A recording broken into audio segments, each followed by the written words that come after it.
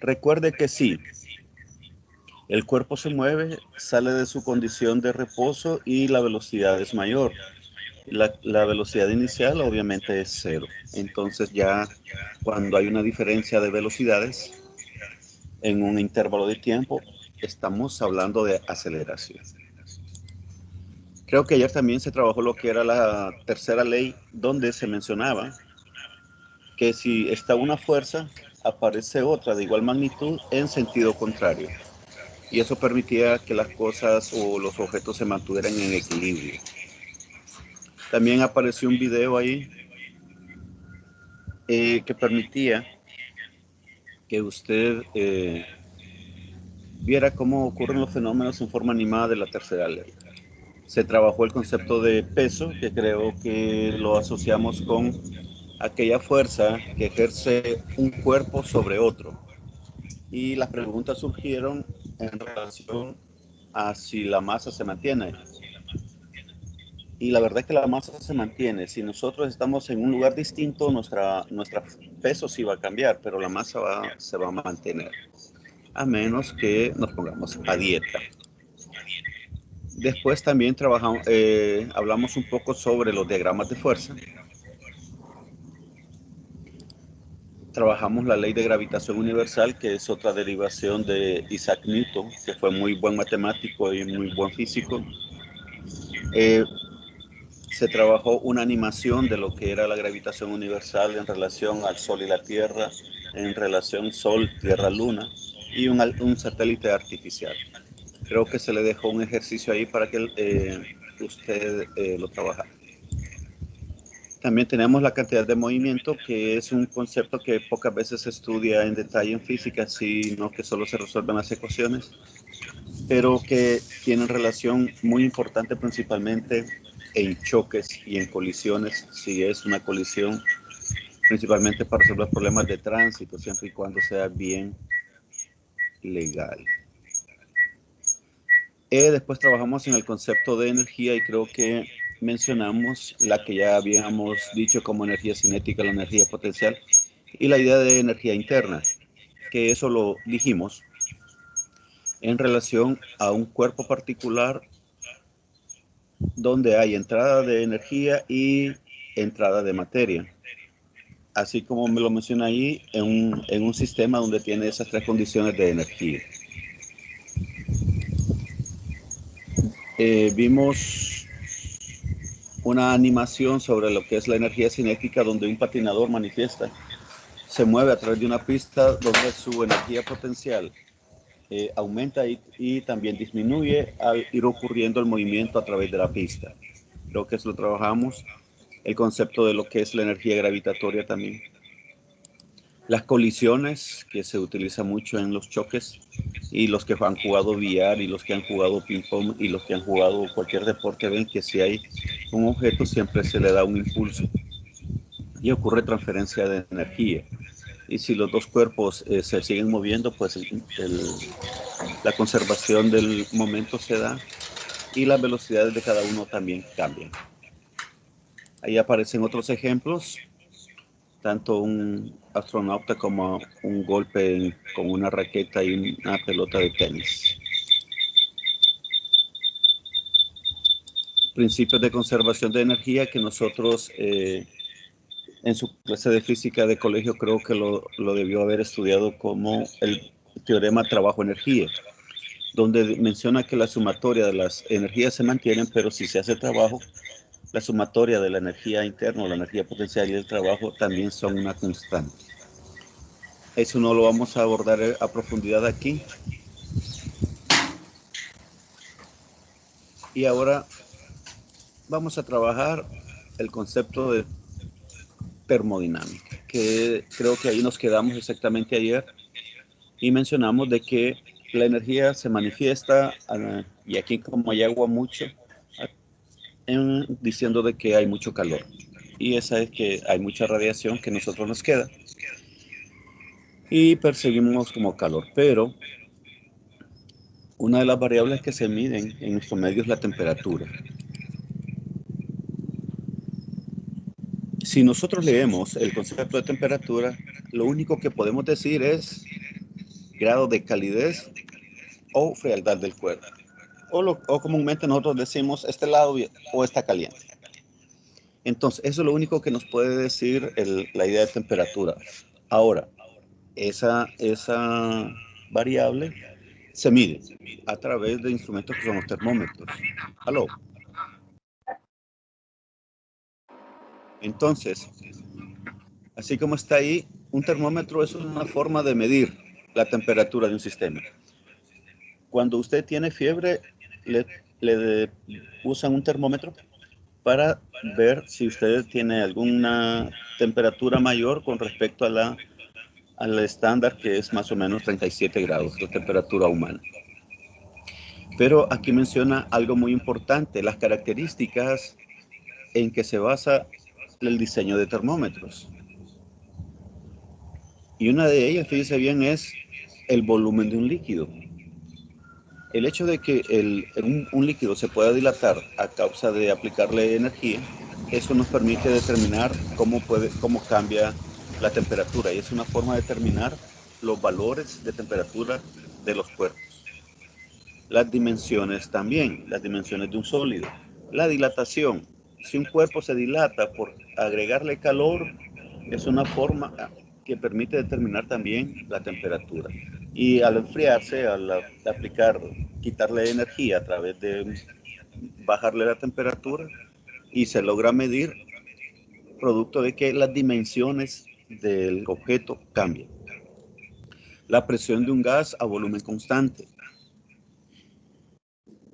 Esta es otra propiedad parecida al cambio de volumen, pero que asocia a la presión. Eso permite de que también el aumento de presión indique el aumento de temperatura en un cuerpo. Entonces nosotros, el volumen del gas a presión constante es otra característica también, fíjese bien. La presión se mantiene constante, pero el volumen cambia. La resistencia eléctrica. Características que se utilizan para poder lograr medir la temperatura. Ahora, también, usted recuerda que a nosotros en nuestro medio dicen, está la escala Celsius, está la escala Fahrenheit y está la escala Kelvin. Ahora, la oficial en ciencia es la escala Kelvin, llamada escala absoluta, y donde se le da mucha importancia principalmente cuando se hacen ejercicios de gases. Vamos a tratar de ver si hay una pequeña simulación aquí, a ver si trabaja. Creo que vamos a hacerla como presentación para ver si trabaja esto.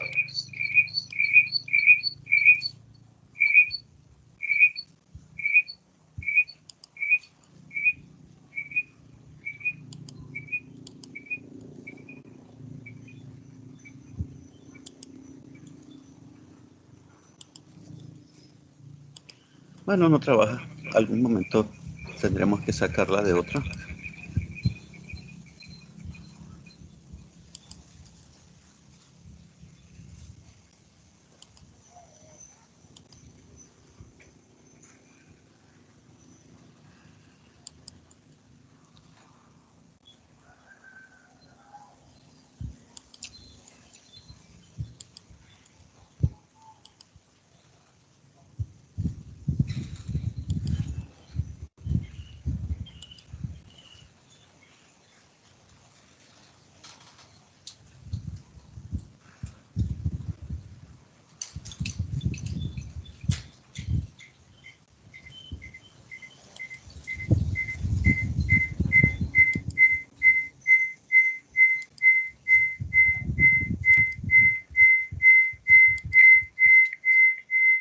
Aquí la tenemos. No sé si la pueden ver todos ahí los que están escuchando. Fíjense, variables que se toman en cuenta.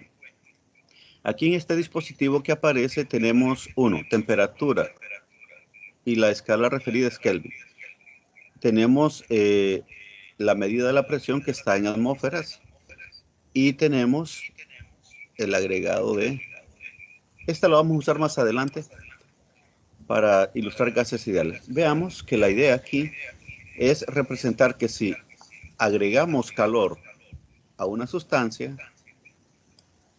una variable que aumenta es la temperatura y otra variable que aumenta es la presión. Y también agregamos energía en forma de calor. Entonces, si nosotros medimos esas condiciones externas, estamos determinando que hay alguna influencia. Y si vemos aquí al muchacho que aprieta,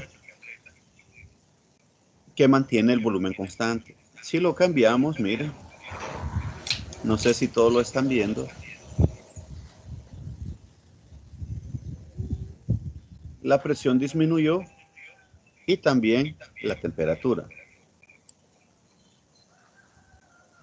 Si lo apretamos, que es una variable que podemos manejar aquí, miren, el volumen aumenta y aumenta la presión. Perdón, el volumen disminuye, la temperatura aumenta y aumenta la presión. Vamos a aumentar el volumen y la presión disminuye y la temperatura todavía no. ¿De qué manera podemos bajar la temperatura? Bueno, agregando una sustancia que le quite energía. Baja la temperatura y baja la presión. Ahora, el concepto que teníamos en una lámina anterior decía, hay energía cinética, hay energía interna y hay energía potencial. Si nosotros vemos, ahí la energía cinética logramos que bajara mucho, porque le quitamos energía a la sustancia. Pero si le agregamos energía, se empiezan a acelerar las partículas. Y si hay una aceleración, la velocidad final es mayor y en consecuencia su energía cinética también aumenta. Ahora, esta es una condición ideal sin gravedad. Vamos a ponerle gravedad, que es donde realmente ocurre en nuestro medio, en la Tierra, y vemos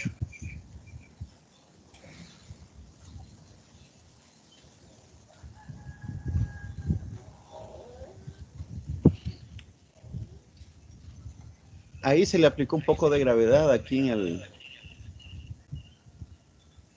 donde está el mouse, el indicador del mouse, si me ayuda. Mire, a causa de la gravedad, las moléculas se ubican en las partes bajas.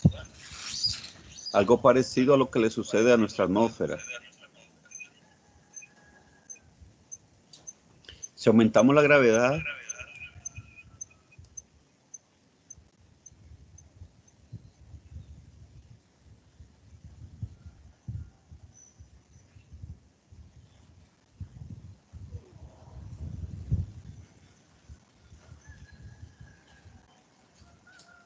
mire, la energía cinética de las que están en la superficie pareciera que es mayor a las que están en la parte de arriba. Para ir finalizando esta simulación, vamos a hacer que el recipiente reviente. Vamos a apretarlo un poco, va disminuyendo su volumen y le vamos a agregar calor, que a veces es un fenómeno que ocurre mucho en las ollas de presión en la cocina de las casas. Y ese es un problema que hay que siempre tener. Miren.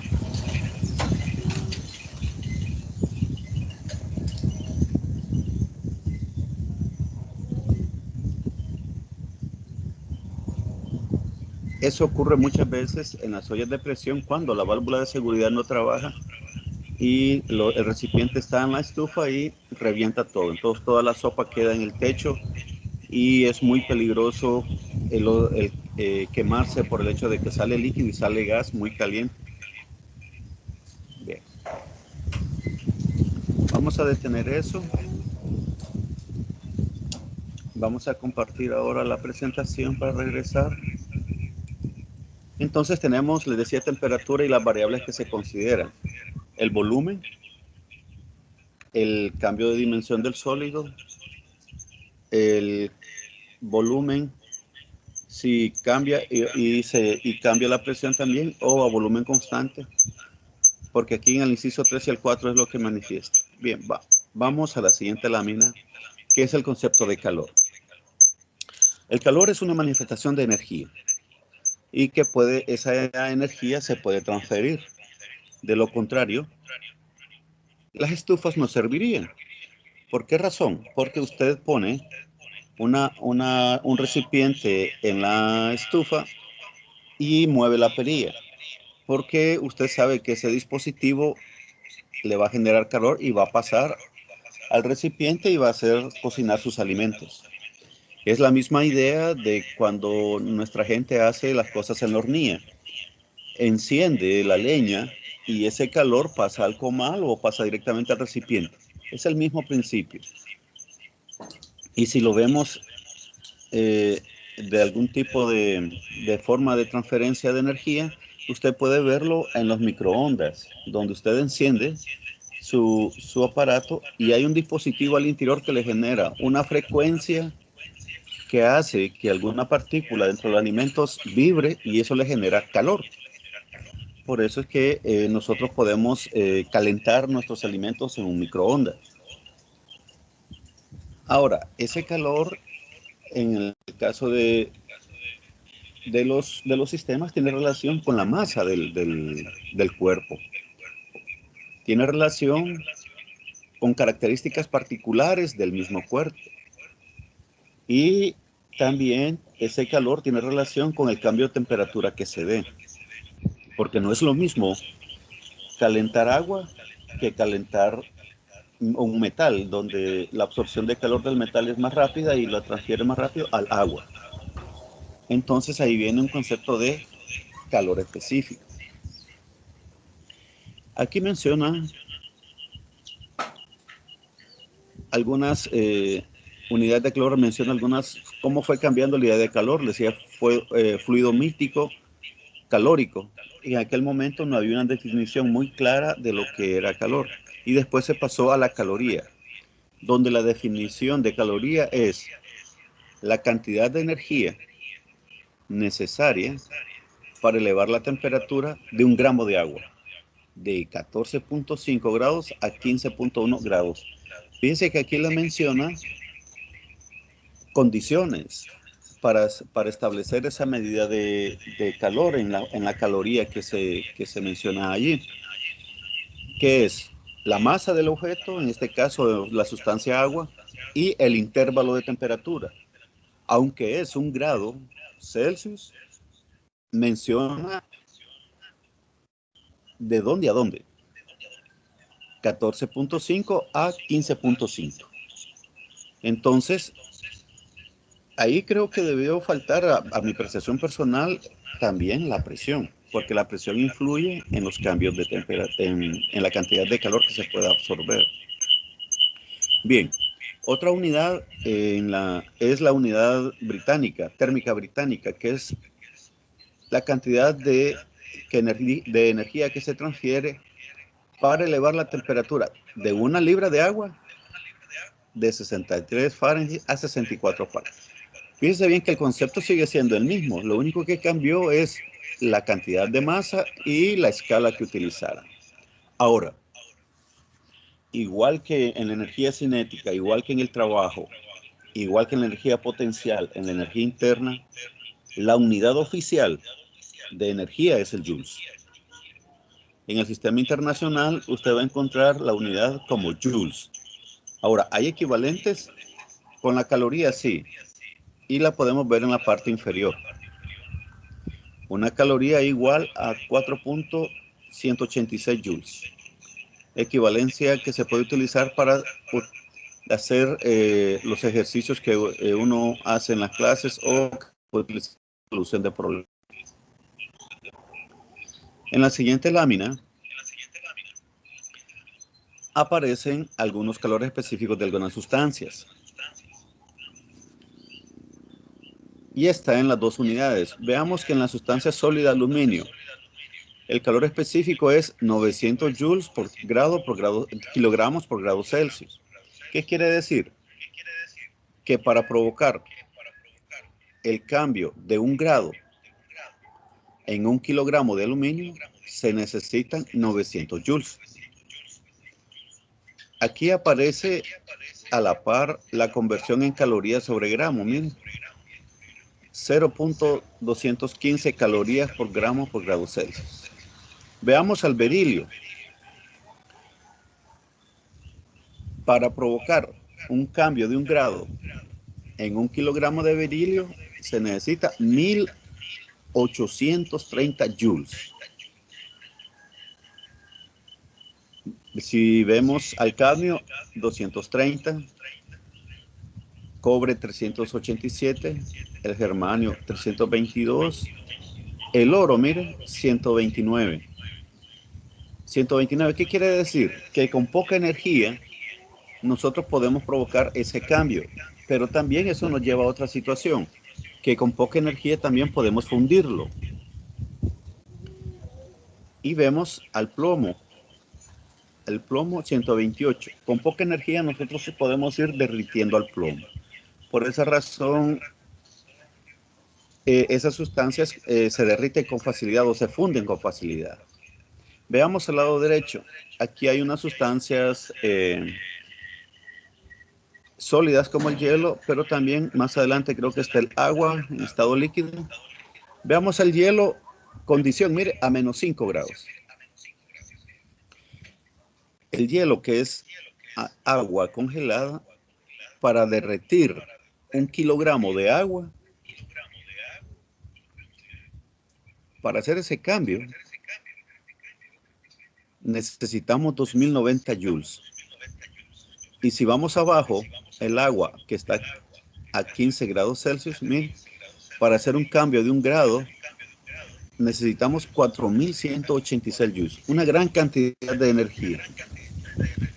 Por esa razón, el agua se utiliza mucho en los radiadores de carros, porque permite que enfriara el motor cuando va circulando a través de él. Absorbe bastante energía, entonces eso permite que el motor del carro se mantenga a una cierta temperatura de operación. Veamos ahora el vapor de agua, que también tiene su calor específico a 100 Celsius. Miren, 2010 joules por kilogramo por grado Celsius. En las unidades oficiales, en el sistema internacional. Entonces vemos de que el agua es una de las que tiene el mayor calor específico. Y por eso es bien particular. ¿Usted se ha fijado que en los fenómenos que ocurren cuando se congela el agua, generalmente el hielo está arriba y la parte líquida, aunque helada, está abajo?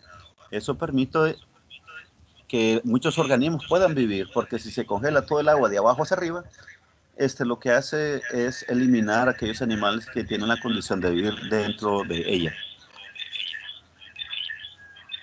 Entonces vemos que una de las formas de propagación de calor,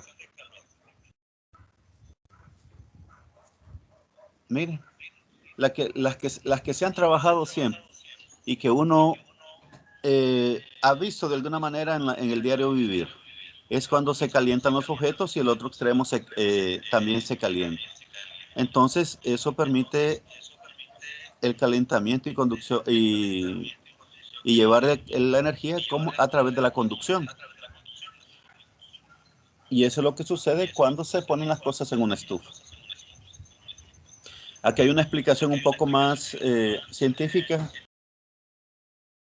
Los átomos y moléculas, sin que haya movimiento material como un todo. Esa es una forma de conducción. Y eso ocurre generalmente en todas las hornillas, en el comal, cuando se hacen las tortillas. Eso es muy, muy común.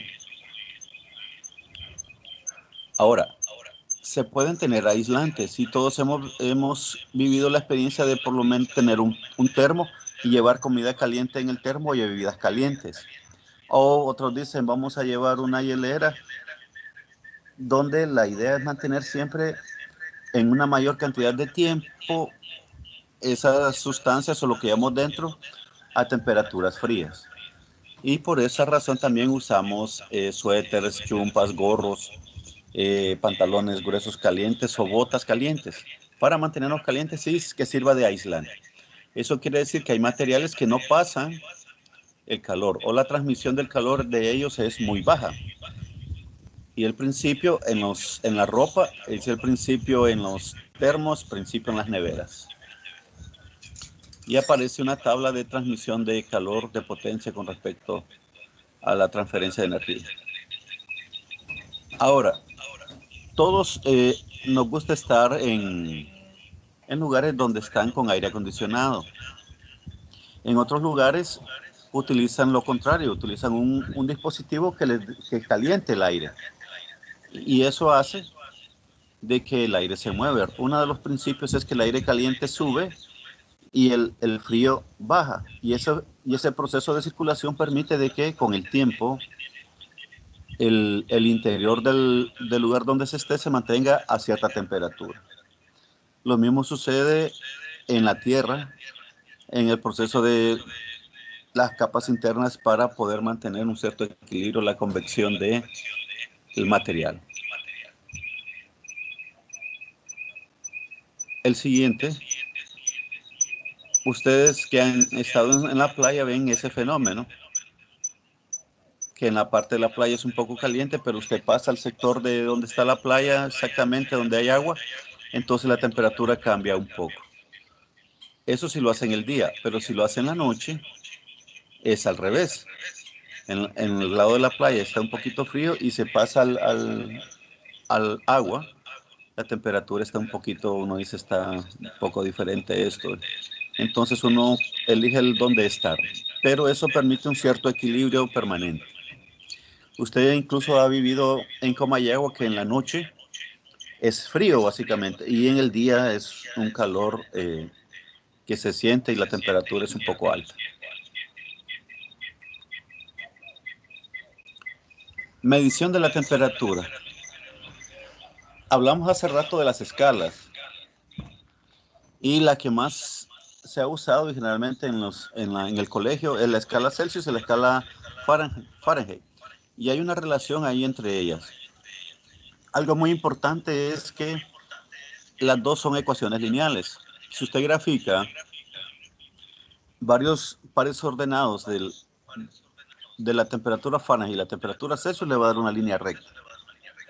Y si nos pasamos a la otra ecuación, donde usted grafica temperatura Celsius y temperatura Fahrenheit, también le va a dar una línea recta. Eso es un comportamiento proporcional. Uno de los referentes para establecer la escala en las 2 Celsius y Fahrenheit es la temperatura de fusión del agua en el 0 Celsius y el punto de evaporación del agua en 100 Celsius. Y en la escala Fahrenheit es 32 Fahrenheit y 212 Fahrenheit.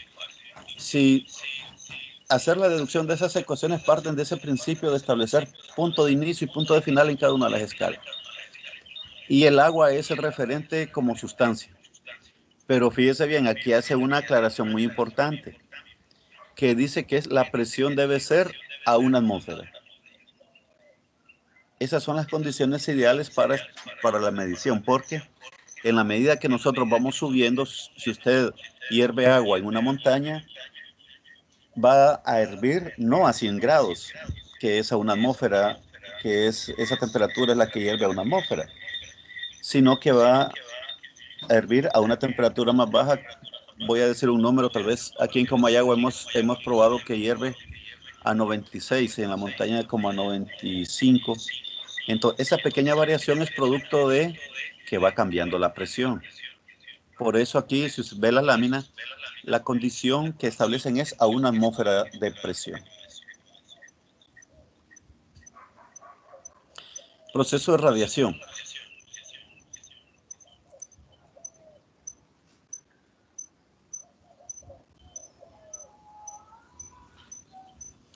Aunque aquí menciona un cuerpo sólido, creo que uno de los ejemplos más comunes y que vivimos todos los días es el Sol. El Sol emite radiación y nosotros la percibimos. Entonces puede ser que nos queme, puede ser que utilicemos alguna sustancia para evitar algunas situaciones ahí, pero básicamente el fenómeno es radiación de manera natural. Y de manera artificial usted lo puede vivir en las microondas. Se genera una onda que calienta la sustancia y, como lo dije anteriormente, eso hace que los alimentos calienten. Ahí hay unos conceptos en esa diapositiva que dice la radiación térmica formada por ondas electromagnéticas emitidas por un sólido, o un líquido o un gas, en virtud de su temperatura.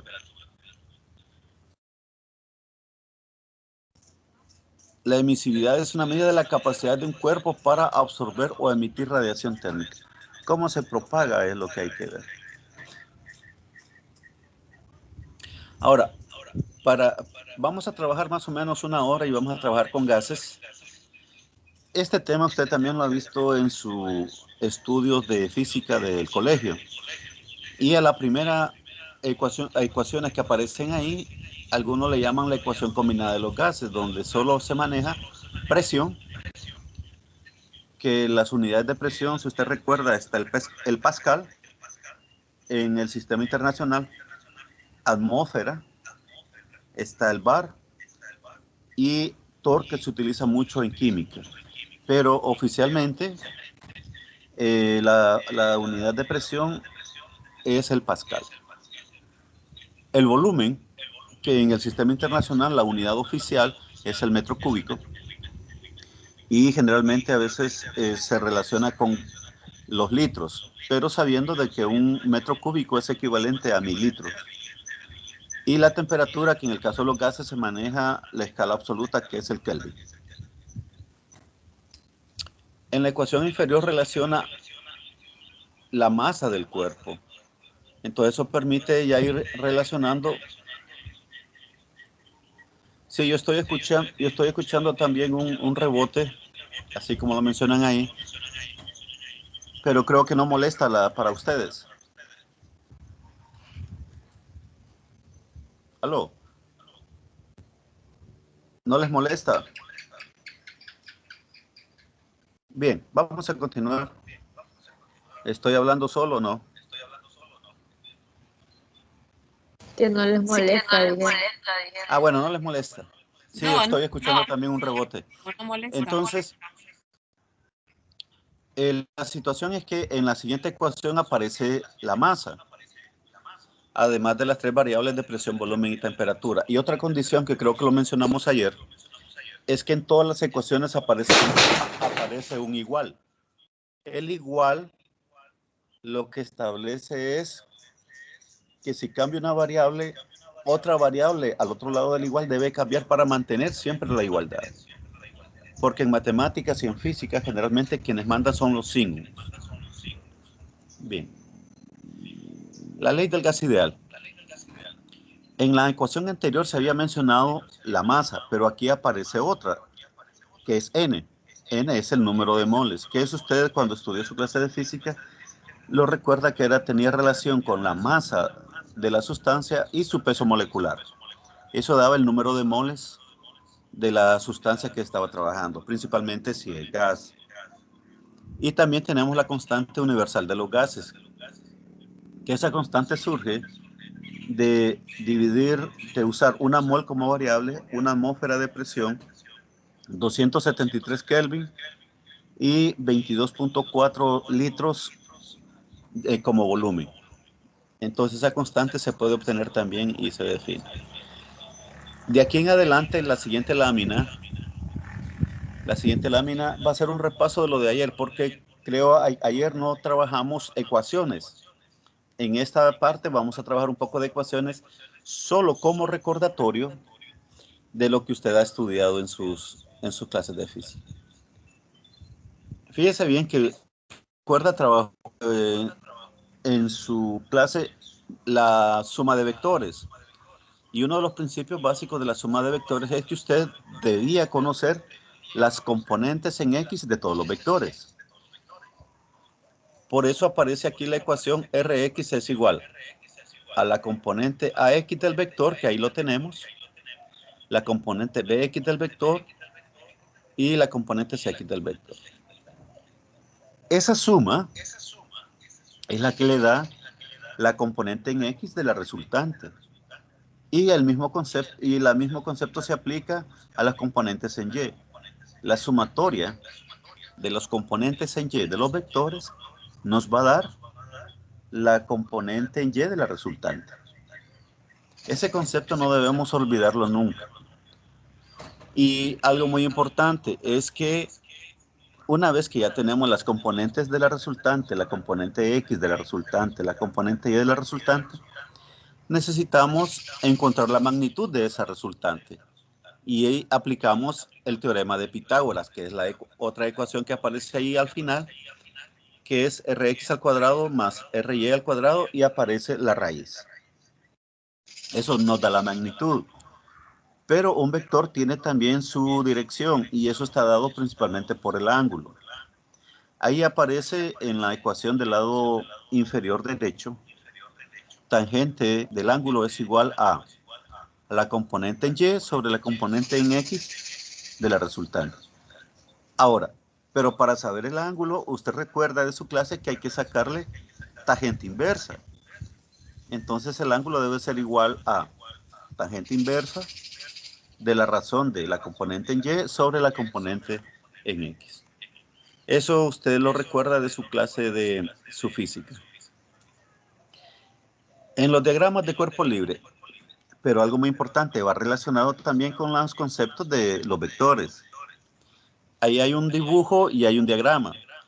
Cada fuerza que está dado por las cuerdas allí está representado como vector. Entonces tenemos el vector A, tenemos el vector B y el vector C. Y ahí hacen la componente de cada vector. Mire, la magnitud del vector A coseno del ángulo de A. Magnitud en X es B por el coseno del ángulo de B. Y la componente en Y, mire, la magnitud de A, como que fueran las componentes en X de cada, perdón, en Y de cada vector. La magnitud, seno del ángulo, más B, seno del ángulo, menos C. Porque ahí lo que están sumando, ahí hay un error ahí hay una A extra, si se fijan. Ahí donde está el cursor, hay una letra A extra. Entonces, esa sumatoria ya aparece el vector C, que se refiere al valor del vector C. ¿Por qué? Porque solo C tiene componentes en Y. Por eso está la ecuación ahí. Pero el concepto sigue siendo el mismo concepto de vector, aquí aplicado a fuerza, que también es un vector. Ayer también se habló de rapidez y velocidad, solo que no vimos ecuaciones. Pero el concepto básico de velocidad es la razón de distancia sobre tiempo. Y así como está dado allí, mira, en un intervalo de tiempo. Las unidades, si usted recuerda, van a ser metros sobre segundo en el sistema internacional. Porque el metro es la unidad de distancia y segundo es la unidad de tiempo en el sistema internacional. Rapidez instantánea, que creo que se utiliza mucho en movimiento uniformemente acelerado. La rapidez de un cuerpo en el instante que alcanza un punto cualquiera. O sea, cuando nosotros queremos saber la velocidad en cierto punto, es rapidez instantánea.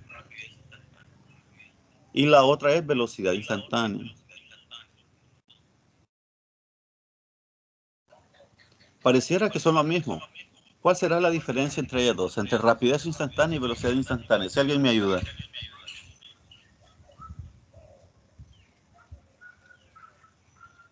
¿Será lo mismo?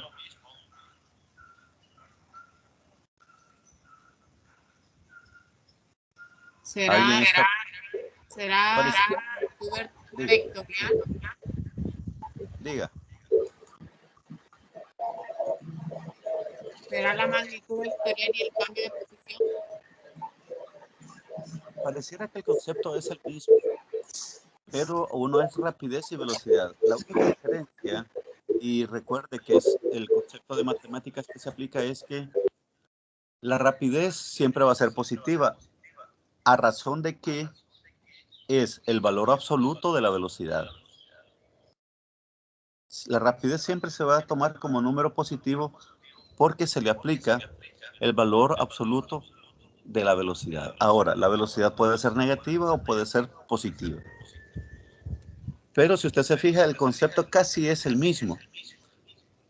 Pero la diferencia está en lo que se le aplica a la rapidez, que es, se le saca el valor absoluto.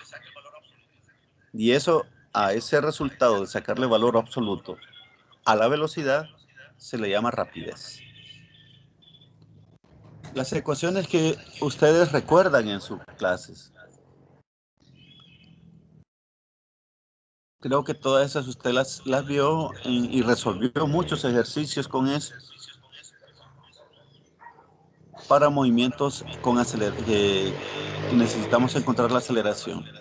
Ahí tenemos 4 ecuaciones, de las cuales ahí se pueden derivar varias ecuaciones.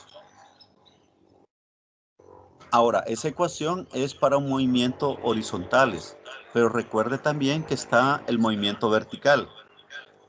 Y si nosotros vemos para velocidad final vertical, podríamos decir velocidad final vertical es igual a velocidad inicial más aquí donde está la A se le pone G porque es movimiento vertical.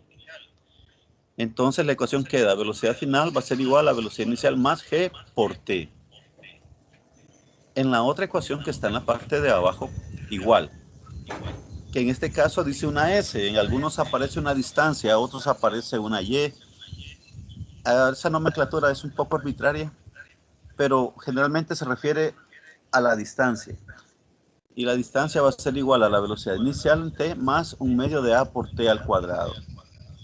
Pero si fuera en el movimiento vertical, esa A que aparece en la aceleración la cambiamos por G. Entonces, la ecuación queda como la distancia va a ser igual a velocidad inicial por T más un medio de G por tiempo al cuadrado. El mismo concepto aplicado al movimiento vertical. Y en la otra ecuación, que es 2AS, o por la S es distancia, velocidad final al cuadrado menos velocidad inicial al cuadrado. Si fuera el movimiento vertical, donde está la A, lo único que tenemos que hacer es poner G, que quedaría 2GS igual a velocidad final al cuadrado menos velocidad inicial al cuadrado, pero en el eje vertical. Entonces, otra cosa que es muy importante recordar, muchachos, es que en física usted necesita tener claros sus conceptos de matemáticas, el concepto de álgebra, y si va un poquito más avanzado, sus conceptos de cálculo, para poder resolver algunos ejercicios de física, perdón. Entonces, eso debe tenerlo claro. No solo son las ecuaciones de dividir la distancia sobre tiempo, sino que cada vez que usted va profundizando en la ciencia, en la física como ciencia, el nivel matemático también va subiendo y la exigencia es un poquito mayor. Por ejemplo, estas ecuaciones que están aquí, principalmente en la final, es una ecuación que está basada en una deducción en matemática.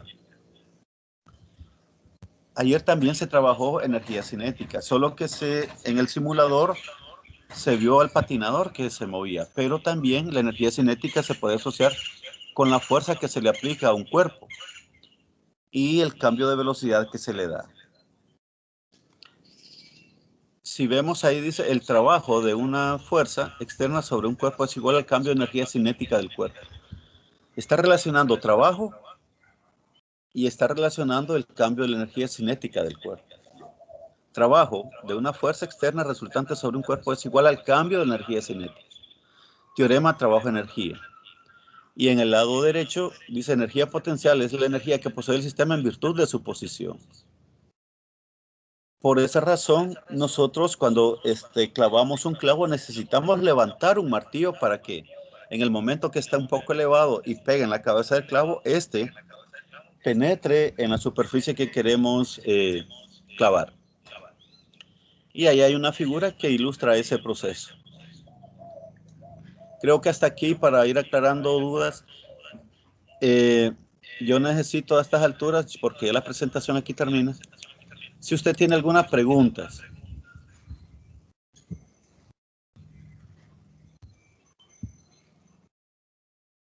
Y podemos cerrar a las 5, no hay problema. 12 minutos de comentarios, preguntas, alguna experiencia, Buenas tardes. si tiene alguna duda o si tiene algún temor por el examen. Buenas tardes, licenciado. Tenía una Diga. pregunta. Adriana. Sí, viera que de la presión y eso, entre más presión se le pone, o sea que el agua hierve más rápido. Entre más presión, sí. Si usted se fija en las ollas de presión, los alimentos se cocinan más rápido. Y otra duda, que si vienen ejercicios donde me tengan que memorizar sí o sí las fórmulas. Mire, si lo vemos así como examen, nosotros no podemos llevar material de apoyo. Entonces uno algunas cosas tiene que memorizarlas, pero algo ocurre. Si nosotros estudiamos y nos hacemos, digamos, unos 10, 15, 20 ejercicios, en ese proceso vamos memorizando las ecuaciones. Ahora, Adriana, recuerde de que al menos en física, en matemáticas, en las aplicaciones, a veces las fórmulas de memoria no funcionan. Dependen mucho de cómo usted tiene sus conceptos, tiene sus ecuaciones y cómo las maneja, cómo despeja alguna variable, porque las preguntas en los exámenes no son igual como a veces uno estudia en la clase. Recuerde que cada ejercicio, ya sea de matemáticas, de física, de química, es una particularidad del fenómeno que se estudia. Entonces, el memorizar las ecuaciones es importante, pero más importante es que usted sepa despejar variables de las ecuaciones. Eso le va a facilitar y le va a dar mucho poder a usted para resolver la mayoría de ejercicios y acertar más el mayor número de respuestas. Muchas gracias. ¿Okay? Sí, Adriana. ¿Otra pregunta? ¿Algún comentario, muchachos, muchachas? Disculpe, profe. Hola, muy buenas tardes. Mi pregunta Diga. sería, Diga. Bueno, mi pregunta era, es que como yo no asistí ayer, entonces quería saber si aquí, bueno, se grabó la tutoría y si la publicaron, pues, en qué lugar para poder verla. Mira, a esa pregunta, ¿sabe quién se lo va a responder? Se lo va a responder Lucía Victoria Paz Urbizo, porque ella es la que está atendiendo y grabando todo este proceso, y ayer lo hizo la ingeniero Miriam. Entonces, con Lucía, usted se comunica con Lucía Victoria Paz Urbizo para que le haga las conexiones y le pase también la información de ayer. Okay, Lucía, ¿está ahí, bien. Lucía? sí, aquí estoy, pero sí, Bueno, aquí están Lucía. las Bueno, grabaciones. entonces Gracias. démeles las direcciones de tanto de hoy principalmente y si puede conseguir la de ayer para que todos los muchachos tengan acceso a lo de ayer. ¿Estamos bien, Lucía? Sí, ahí en el grupo se les va a enviar. Ah, bueno, muchas gracias, Lucía. ¿Alguien más? En el chat hay una pregunta que pusieron Diga. si en el examen salían los conceptos básicos de física, o sea, la teoría, o solo ejercicios prácticos. Bueno, al muchacho que hizo o muchacha que hizo la pregunta, la verdad es que de los que yo he visto, no hay conceptos así de memoria, sino de que más que con lo que usted ha estudiado y conoce, usted razone la respuesta. Son pocos ejercicios los que salen así de resolver, porque de los exámenes que he visto, hago la aclaración, son de selección y le proponen algunas variables y usted debe decidir. Y algunas veces usted lo puede resolver ahí, pero no son de memoria. Entonces ahí depende de su razonamiento y lo que usted haya estudiado. ¿Alguien más? Ahí hay una manito levantada. Lucía, ¿quién levanta la mano? Buenas tardes. Diga. Solo quiero que me aclare algo. Cuando dice que dos fuerzas actúan sobre un mismo cuerpo, ¿estas actúan en la misma dirección? Bueno, si hay dos fuerzas que actúan en un cuerpo en la misma dirección, ese cuerpo se va a acelerar más. Pero ve el caso, si dos fuerzas actúan en el mismo cuerpo, pero en dirección contraria, el cuerpo no se mueve. Y si son de la misma magnitud. Entonces, como repito, ahí depende también qué ley se está aplicando. En relación a su pregunta, si las dos se aplican en la misma dirección y vencen la fuerza de fricción, el cuerpo se mueve y tiene aceleración, según la ley de Newton. Pero, si son de la misma magnitud, pero en dirección contraria, el cuerpo no se mueve porque las dos fuerzas se están anulando. Tercera ley de Newton.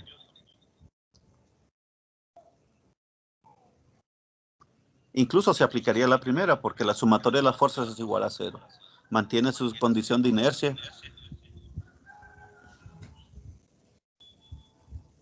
Sí, no sé si me di a entender. Sí, más o menos. Más o menos. Es que mire, tengo un ejercicio aquí que dice un concepto. No sé si llamarlo concepto de ejercicio, que dice dos fuerzas actúan sobre un mismo cuerpo. Suponiendo que estas son las únicas fuerzas que actúan sobre el cuerpo, se pueden concluir que la magnitud de la aceleración producida en dicho cuerpo será máxima si las fuerzas actúan en la misma dirección. La respuesta es máxima si las dos fuerzas actúan en la misma dirección. Sí, Obviamente ahí no dice valor, pero si sí. actúan las dos en la misma dirección es máxima. Por eso les mencionaba, si las dos fuerzas están en la misma dirección, el cuerpo se mueve y se acelera. Y están alineadas, es como cuando usted empuja un carro y los dos empujan hacia el mismo lado. El cuerpo se va a mover y va a ser máxima, depende de la fuerza, las dos fuerzas. Pero si están en sentido contrario y se anulan, la aceleración sería cero. Ok, No, muchas gracias. sí, para las preguntas anteriores, esa pregunta, fíjese bien, es de razonamiento. Y no le preguntaron cuál ley está aplicando, solo le dicen, estas son las condiciones. ¿Qué dice usted? Entonces, ese tipo de preguntas son las que aparecen. Y usted necesita tener claro las definiciones y conceptos.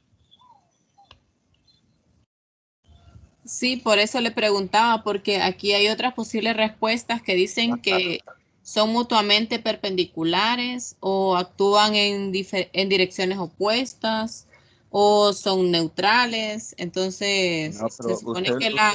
usted lee el encabezado de su ejercicio. Sí, Sí, es algo que debemos tener también. Miren, nosotros debemos gastarnos un poquito de tiempo, cuando estudiamos y cuando respondemos. No necesitamos ir a la carrera. Usted no necesita demostrar que lo hizo primero. Usted necesita hacer la mejor nota, porque usted está aspirando a ser un buen científico, ya sea en las ingenierías o ya sea en la medicina o ya sea en las ciencias humanas. Usted necesita ser un buen científico y no necesita ir corriendo. Necesita leer despacio, necesita estudiar despacio e ir. Así que no leamos a la carrera, sino interpretemos bien los ejercicios y leámoslo una, dos, tres veces, cuatro veces si es posible. Eso es muy importante. está bien. Muchas gracias por el consejo, licenciado.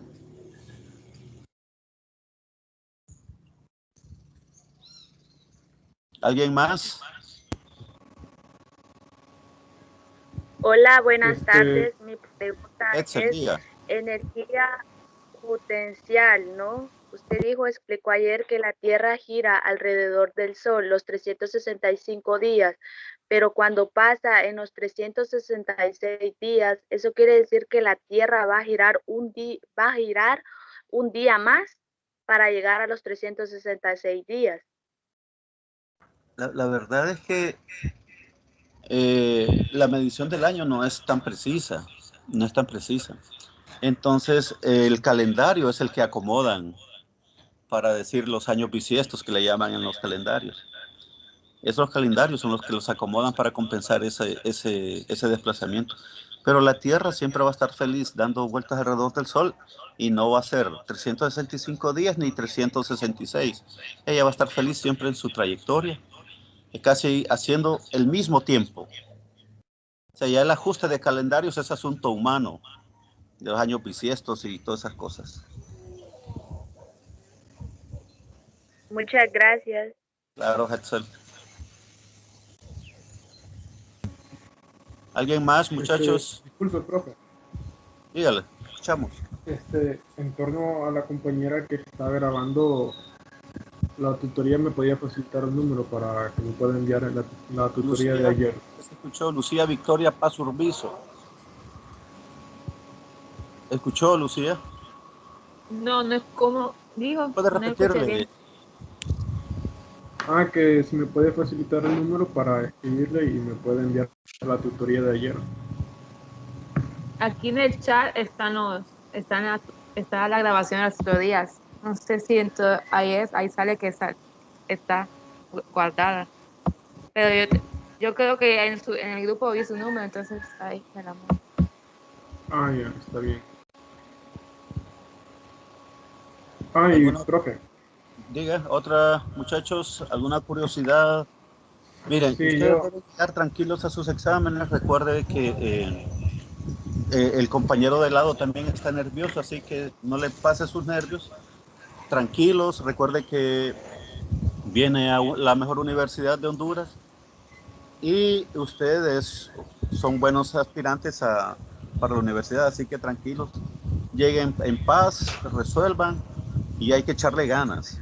El estudio no es así solo por pasar o el tiempo lograr un cartón. Recuerde que lo que usted pretende es ser un profesional y ser una buena persona. Y eso no solo es por ir a la universidad, sino trabajar mucho y tratar de ser un buen científico en cualquiera de las áreas de las ingenierías, de la medicina, de las ciencias humanas, ser bueno, porque el servicio se lo va a dar a otra persona a usted. No sé si tienen alguna otra comentario. Si no hay comentarios, si no hay preguntas, lo dejamos aquí, Lucía. Lucía, ¿está ahí, Lucía? Sí, está bien. Ya. Lo dejamos aquí, muchachos, así que tranquilos y a echarle ganas. ¿Estamos bien? Buenas tardes y pásenla bien.